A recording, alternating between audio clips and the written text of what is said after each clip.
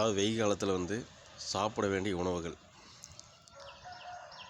இந்த அரிசி வந்து பெரும்பாலும் கிடைக்காது, ஆனால் கிடைச்சா விடாதீங்க, சாப்பிடுங்க, வாங்கி சாப்பிட்லாம். பார்த்திங்கன்னா 5020 அரிசி 5020 அந்த காலத்தில் இந்த காலத்து வரைக்கும் இருக்குது. நம்ம அப்பா தாத்தா பாட்டி காலத்துலலாம் பார்த்திங்கன்னா அந்த வாங்கி சாப்பிட்ருக்காங்க.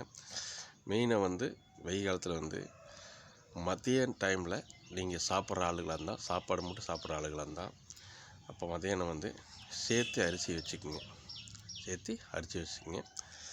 அரிசி வச்சா தான் நீங்கள் வந்து மறுநாள் வந்து தண்ணி ஊற்றி வைக்க முடியும். சாப்பாடு மிச்சமாச்சுன்னா தண்ணி ஊற்றி வச்சுக்கோங்க. தண்ணி வந்து ஒரு அரைப்படி அதிகமாக வச்சிங்கன்னா நீங்கள் 1 லிட்டர் தண்ணி ஊற்றி வச்சுக்கோங்க. மறுநாள் காலையில் அந்த தண்ணி எடுத்து லைட்டாக உப்பு போட்டு குடிச்சிங்கன்னா அமிர்தமாக இருக்குது. ரொம்ப தெம்பு எனர்ஜியாக இருக்குது.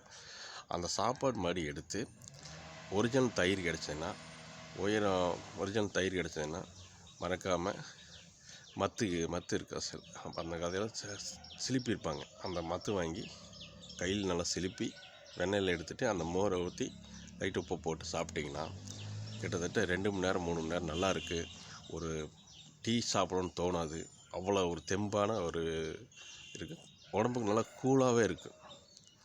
அந்த மாதிரி வெயில் காலத்தில் சாப்பிட்டா மெயினாக சாப்பிடும்போது சின்ன வெங்காயம் ஒரு 6 வெங்காயத்தை உரித்து கடிச்சிட்டு சாப்பிடுங்க. ரொம்ப எனர்ஜியான உணவு, விட்டுறாதீங்க. வெயில் காலத்தில் இது மாதிரி பண்ணுங்கள். இன்னும் நிறைய வெயில் காலத்தில் இன்னும் சாப்பிடணும்னு விரைவாக சொல்கிறேன். நம்ம சாப்பிட்டு நல்லா இருந்தால் பத்தாதுங்க, அடுத்தவங்க நம்ம நல்லா இருக்கணும், இந்தியாவுக்குள்ளே ஒற்றுமையாக இருக்கணும். அப்படி நான் நினைக்கிறேன். நீங்கள் நினைங்க. நிறைய பேர் ஷேர் பண்ணிவிடுங்க. அடுத்த ஆடியோவில் கண்டிப்பாக சந்திப்போம். நன்றி, வணக்கம்.